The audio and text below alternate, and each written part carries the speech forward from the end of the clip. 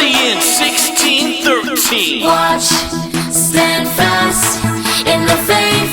Oh yeah. Watch, stand fast in the faith. Be brave, be brave, be brave, be brave. Be strong, be strong, be strong, be strong. Be brave, be brave, be brave, be brave. Be strong, be strong, be strong. Watch, stand fast in the faith. Watch, stand fast in the faith. Be brave, be brave, be brave, be brave. Be strong, be strong, be strong, be strong. Be brave, be brave, be brave, be strong, be strong, be strong. I got that crazy faith every single day. He gives me super strength every time I pray. I don't need to worry because he makes me brave. When I feel scared, these are the words I say. Watch, stand fast in the faith. Watch, stand fast in the faith. 1 Corinthians 16:13. Watch, stand fast in the faith. I said, watch now. Watch, stand fast in the faith. Be brave. Be brave, be brave, be brave. Be strong, be strong, be strong, be strong. Be brave, be brave, be brave, be brave. Be strong, be strong, be strong.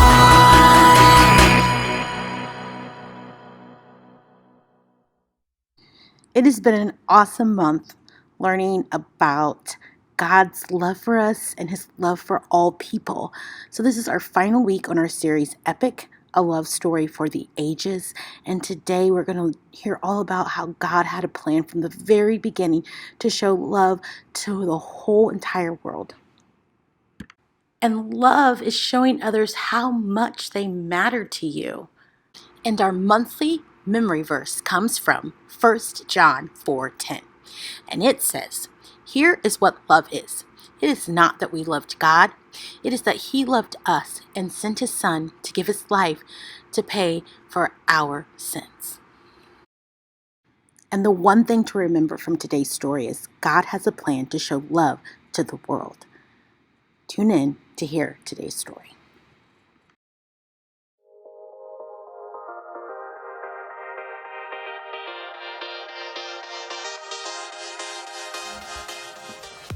Hi there, I'm Jacob. All month long, we've been talking about love. Love is showing others how much they matter to you. But how do you show others how much they matter to you? That, my friends, is a mystery. Oh. That sounded scary. But mysteries don't have to be scary. Some of my favorite books are mysteries. They can get really tense and stressful, but there's always that moment in the end when the detective solves the case. You will find the guilty party hiding out in the school. What school, you might ask? Elementary, my dear Watson. I searched all over the neighborhood, Mrs. Jenkins, but I couldn't find your missing parakeet. My bet is he's been in his cage all along, or my name isn't Wikipedia Jones. The item used to chase Madame Lafarge away was none other than the spatula. All that's fine for a book, but it's a little different when you have a mystery in real life. In today's story, we'll hear about Abraham and Sarah and how God told them to leave home. Where would they go? Well, that, my friends, would be a little mystery. Ooh. Too close. Okay. All right. I'll see you guys in a few. The Bible. It's 66 books of history, stories, letters, and poetry that fit together to form God's one big story. The epic adventure of how he created us and loves us so much that he made a way to rescue us. As we travel through the Bible, from Genesis to Revelation, we discover people who met God and found their lives changed forever. Now, for an amazing story, inspired by the book of Genesis, chapters 12, and 15. When Adam and Eve turned away from God and broke the loving rule God had given them, sin had entered the world. People no longer had a perfect relationship with God or each other. I wish you weren't my brother. Their family grew. Tribes and cities began to fill the earth, but almost no one followed God. People looked out for themselves instead of each other. During this time, though, one man did walk faithfully with God. Noah. Yes, God? People have filled the earth with their harmful acts. I'm going to put an end to it. God instructed Noah to build a huge boat. I'm going to bring a flood on this earth, but I'm going to make my covenant with you. God told Noah to bring his family and 2 of each animal aboard the boat so that they would be saved. Then rains came and washed over the earth for 40 days. And when the waters finally receded and new life began to grow again, Noah and his family returned to dry ground. Thank you, Lord. Then God set a rainbow in the sky and promised to never again flood the earth. Noah's family grew, and once more people began to fill the earth. Few of them listened to God, though. They had no room for God's love in their hearts, wishing only to put themselves first. In the midst of all this, God still had a plan to show deep, deep love to people. He chose a man named Abram who lived in the land of Haran with his wife, Sarai. Abram. Who is it? It must have been a surprise for Abram to discover that the God of the entire universe wanted to speak with him. But Abram couldn't deny the compelling, loving voice that called him. Go from your country, your people, and your father's family. Go to the land I will show you. But I'm 75 years old. Why would I leave everything that I know? I will make you a great nation, and I will bless you. I will make your name great. You will be a blessing to others. All nations on earth will be blessed because of you. God wanted to tell a story through Abram's family so that people across all time could see God's love for them. But Abram must have been filled with questions. Sarai and I don't have children yet. We're old. How can we have a large family? What will we do in the new land? How will we live there? God gave no answers, except for God's presence, full of peace and love. All right, God. We'll go. Abram and Sarai, later called Abraham and Sarah, packed up all they had: chests and boxes, platters and blankets, sheep and cattle and goats. Oh, Abram, I hope you know what you've heard. God called us. I can't tell you how, but I know. His voice, it was so full of love. But me have a baby. Just look at my wrinkles. So Abraham and Sarah and their whole household set out on a very long journey. They covered almost 1,000 miles until they reached the land of Canaan. Here! This is it! Maybe so, but I'm still not sure about the baby part. The land opened up before them, wide and rolling. Abram found a tree in Moreh that branched overhead like a sheltering roof. God? We're here. We came all this way. What now? I will give this land to your family who comes after you. Thank you. I just needed to hear that again. Carefully, Abraham piled up stones to form an altar in honor of God.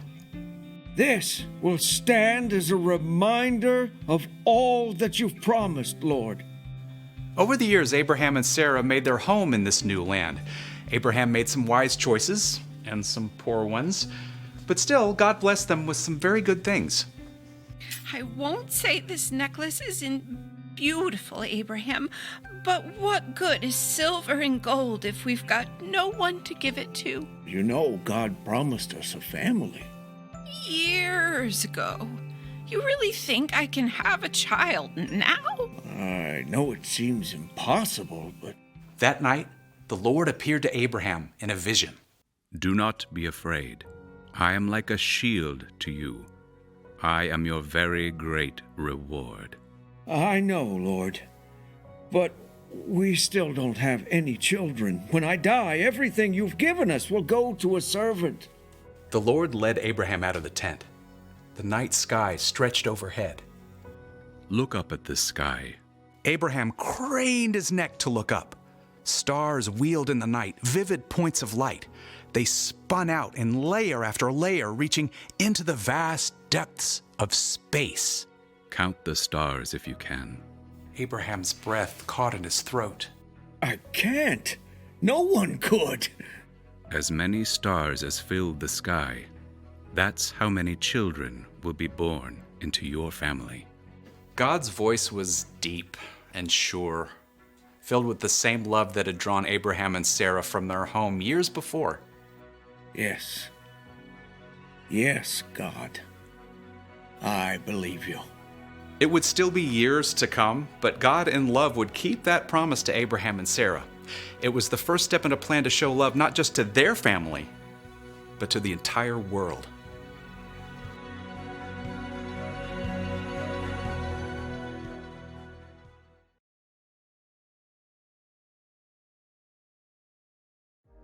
Abraham's life was full of mysteries, but he didn't let that bother him.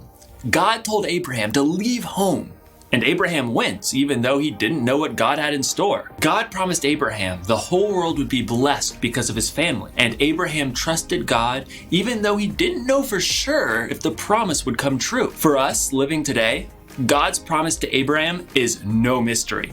We know that it came true because thousands of years after Abraham, one of his family members was born in the town of Bethlehem.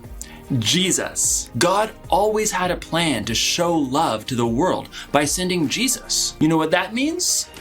It means God still has a plan to show love to the world. God has a plan to make things right. That's true no matter what's going on in your life or in the world. And you can be a part of that plan by trusting God and sharing God's love with others. You can help solve the case. If you suspect a person needs something, offer to help them. When a neighbor's in need, you can get to work. If someone is in danger, speak up and be on their side. The one thing to remember today is this: God has a plan to show love to the world. It's no mystery. You can trust God no matter what. Well, that's all I have for you this month. We'll be back next month with something brand new. You want to know what it is?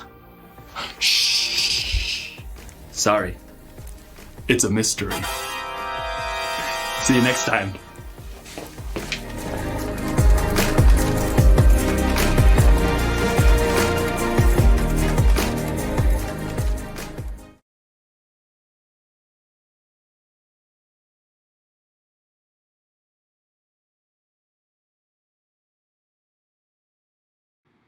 Now it's time for our review game. Question 1, fill in the blank. God has a plan, blank, blank, blank. What words go into those blanks? And the words that fit in the blank are to show love to the world. God has a plan to show love to the world. That was our bottom line for today. Next question. My online people, you might not know this answer because it was something that we went over today in service, but we're learning about Fiji. So this is a true missionary story from Fiji. So if you don't know the answer, just guess and see if you got it right. So from today's true missionary story, how did Deshman save to get a Bible? Was it A, he got a job, B, he looked for money lying around on the street and put it in his piggy bank, or C, he walked about 5 miles a day to school for a year and saved his bus money? Which one do you think it is? A, B, or C? And the answer is C. He walked about 5 miles a day to school for a year and saved his bus money. Next question. Who did God choose to show love to the world through? Was it A, Noah, B, Abraham, or C, Adam? If you remember from today's story, the answer is B, Abraham. God chose Abraham to be the father of many generations. Question 4, yes or no. Sarah and Abraham were young when God promised them as many children as the stars in the sky. Is that yes or is that no? And the answer is no. They weren't young. They were very old when God made this promise to them. Last question. What do you think God's plan is for every one of us? There are many answers to this, but here are a few I wrote down.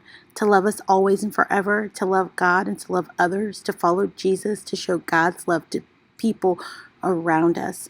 If you said any of those, then you got that answer right. But thank you all so much for coming and enjoying this worship service with us.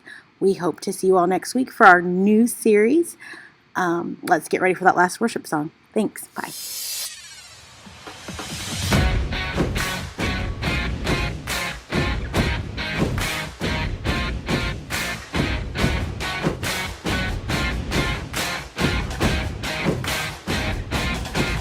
Hey you, listen up. I got something inside, can't get enough. It's true, I'm telling you what you see.